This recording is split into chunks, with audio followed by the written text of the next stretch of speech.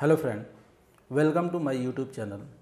और आज हम लोग स्टार्ट करने जा रहे हैं एलिमेंट 1.1 यानी कि the scope and nature of workplace health and safety. यानी क्या स्कोप है इसका हेल्थ एंड सेफ्टी का और इसका नेचर कैसा है।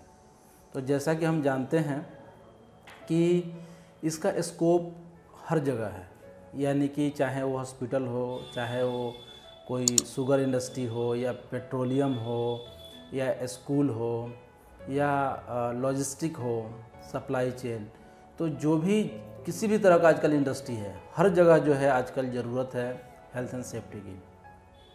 तो इसका स्कोप देखा आपने कि वाइडली है। जबकि नेचर कैसा है, तो नेचर इसका आप जो है समझ पाएंगे कि नेचर ये मल्टी डिसिप्लिनरी नेचर का कोर्स है।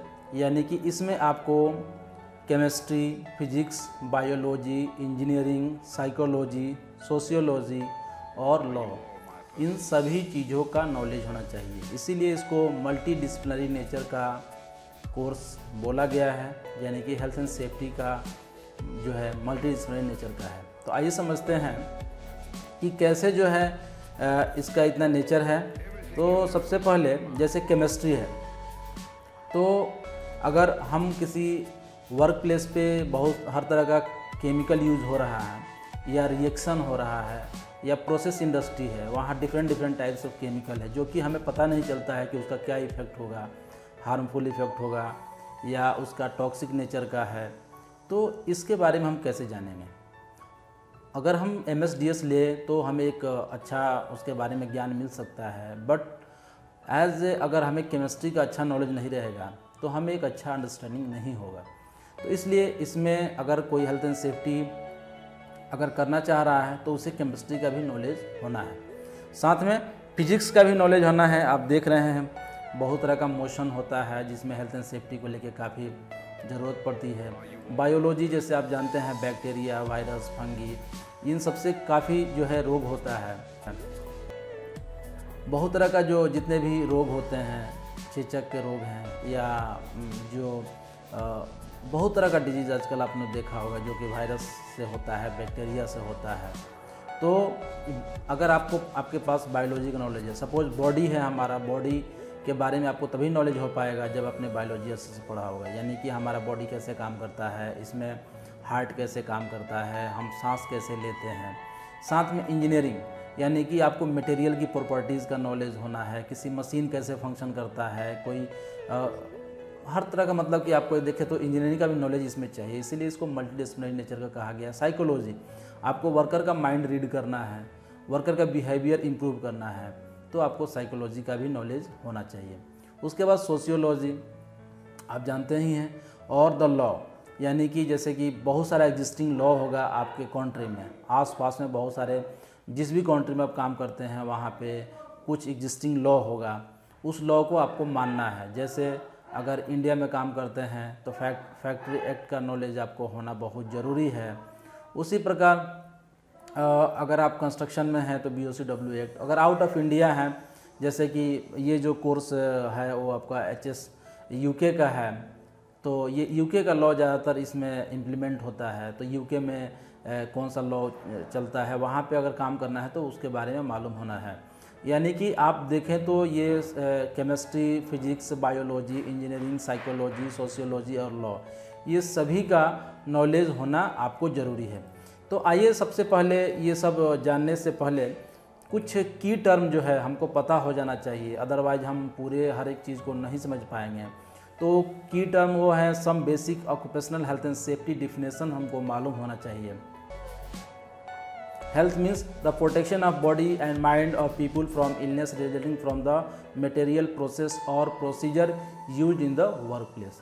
तो हेल्थ को अगर सिंपल में भी डिफाइन करें तो आपको द एब्सेंस ऑफ डिजीज़ और serious personal injury, that is called health. यानी कि उसके बाद सेफ्टी क्या है, तो safety the protection of people from physical injury. यही क्या है, फिजिकल इंजरी को ये फोकस करता है।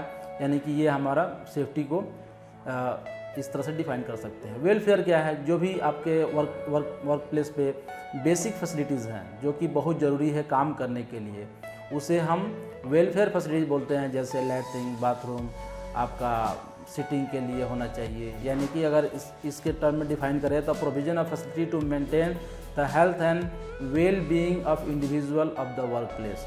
उसके बाद क्या है, फोर्थ नंबर, ऑक्यूपेशनल और वर्क रिलेटेड इल हेल्थ क्या है। वर्क रिलेटेड इल हेल्थ, देखिए यहाँ पे ऑक्यूपेशनल सब जुड़ा हुआ है, यानी कि ऑक्यूपेशनल का मतलब होता है जहाँ पे आप काम करते हैं, आपके काम से रिलेटेड हो। यानी कि सबको कभी ना कभी तबीयत खराब होती है, बुखार होता है, बट ऑक्यूपेशनल शब्द का मतलब ये होता है कि आपके वर्क से रिलेटेड।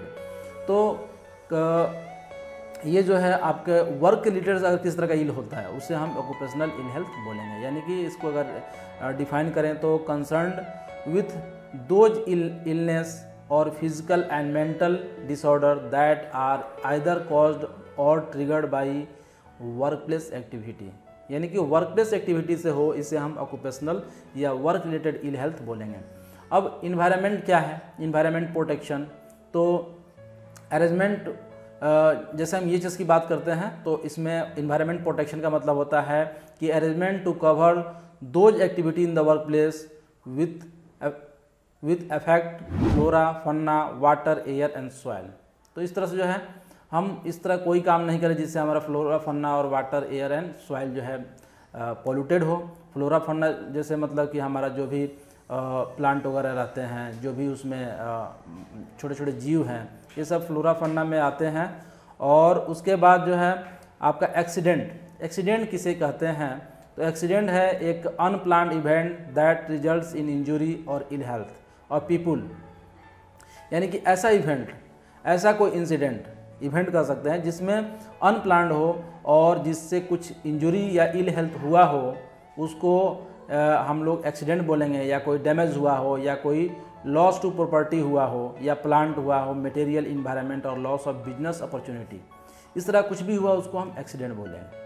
मतलब कि ये अनप्लान्ड इवेंट है जिसमें इंजरी भी हो सकता है, इल हेल्थ भी हो सकता है, डैमेज हो सकता है, या लॉस ऑफ प्रॉपर्टी हो सकता है, प्लांट, मटेरियल, इन्वायरमेंट। तो हमें ये सब सारे की टर्म्स अगर पता नहीं रहेंगे आगे में हमें परेशानी होगी। तो आप सारे डिफिनेशन को एक बार क्लियर कर लिए। नियर मिस क्या होता है, any incident that could have result in accident. कोई भी ऐसा इंसिडेंट जो है जो कि जिससे कुछ एक्सीडेंट हो सकता था बट हुआ नहीं, उसे हम नियर मिस कहते हैं। डेंजरस ऑकरेंस क्या होता है, a near miss that could have lead to serious injury और लॉस ऑफ लाइफ। ऐसा कोई नियर मिस जो है, नियर मिस को ही डेंजरस ऑकरेंस बोल सकते हैं। जैसे क्रेन कोलैप्स हो गया, कुछ हुआ नहीं बट हो सकता था, ऐसा कुछ जो है बड़ा कुछ हो गया, यानी कि वो डेंजरस ऑकरेंस है। यानी कि कैसे डिफाइन करेंगे, a near miss that could have lead to serious injury और लॉस ऑफ लाइफ। कर सकता था, किया नहीं, बट ये बड़ा था, जैसे कि क्रेन का कोलैप्स हो जाना, स्क्रैप फोल्डिंग गिर जाना, ये सब किससे डेंजरस ऑकरेंस आता है, एक तरह का नियर मिस ही है। रिस्क क्या है, तो risk the likelihood of potential harm from hazard and severity of the consequence. Risk तो आप जानते ही हैं, रिस्क क्या होता है, तो ये आपको लाइकलीहुड और कंसिक्वेंस को मल्टीप्लाई करते हैं तो रिस्क निकलता है। और हजार्ड क्या है, हजार्ड आप जानते ही हैं कि कोई भी ऐसा चीज़, अगर मैं हिंदी में डिफाइन करूं तो कोई भी ऐसा चीज़ जिसमें नुकसान पहुंचाने की क्षमता हो, उसे हम हजार्ड बोलते हैं। अगर इंग्लिश की बात करें तो something with the potential to cause harm. जैसे अगर आप कोई होस पाइप है, उसमें हाइड्रोलिक प्रेशर है तो वो हमें नुकसान पहुंचा सकता है। इलेक्ट्रिसिटी है, अगर उसका वायर जो है इंसुलेशन नहीं है उसके ऊपर, तो हमें शॉक लगने का चांस है। एक पत्थर सड़क में पड़ा हुआ है, वो हम ठोकर लगने के बाद हम गिर जाएंगे, तो उसमें पोटेंशियल है जो हमें नुकसान पहुंचा सकता है, दैट इज़ कॉल्ड हजार्ड। तो आई होप जो है आपको ये सारा पॉइंट क्लियर हो गया होगा। हेल्थ मतलब क्या, यानी कि एब्सेंस ऑफ डिजीज और इल हेल्थ। सेफ्टी मतलब क्या, तो absence of serious personal injury. Welfare मतलब क्या, basic facility at the site. Occupational या वर्क रिलेटेड इल हेल्थ मतलब क्या, हमारे काम से रिलेटेड। इन्वायरमेंट प्रोटेक्शन मतलब क्या, यानी कि हम flora, fauna, water, air and soil, ये सबको अपने एक्टिविटी से इफेक्ट नहीं कर रहे हैं, यानी कि इन्वायरमेंट प्रोटेक्शन हो रहा है। एक्सीडेंट मतलब क्या, ऐसा कोई भी अनप्लान्ड इवेंट जो कि कुछ इल हेल्थ हुआ हो या कुछ लॉस हुआ हो प्रॉपर्टी का, प्लांट का, मटेरियल का या बिजनेस अपॉर्चुनिटी का। नियर मिस मतलब क्या, कुछ हो सकता था लेकिन हुआ नहीं। और डेंजरस ऑकरेंस मतलब क्या, ऐसा नियर मिस जो बहुत बड़ा था उसको डेंजरस ऑकरेंस कह सकते हैं। और रिस्क मतलब क्या, यानी कि ये लाइकलीहुड और कॉन्सिक्वेंस को दोनों को मल्टीप्लाई करने पे कॉन्सिक्वेंस मिलता है। और हजार्ड मतलब क्या, यानी कि something with the potential to cause harm, that is called hazard. तो ये जो है, आप अगर की टर्म याद पता नहीं रहेंगे सही से तो आपको आगे पढ़ने में बहुत ही परेशानी होगी। तो ये बेसिक, क्योंकि ये हमारा अभी जस्ट स्टार्ट कर रहे हैं तो ये सारे पॉइंट्स जो है आपको आने चाहिए।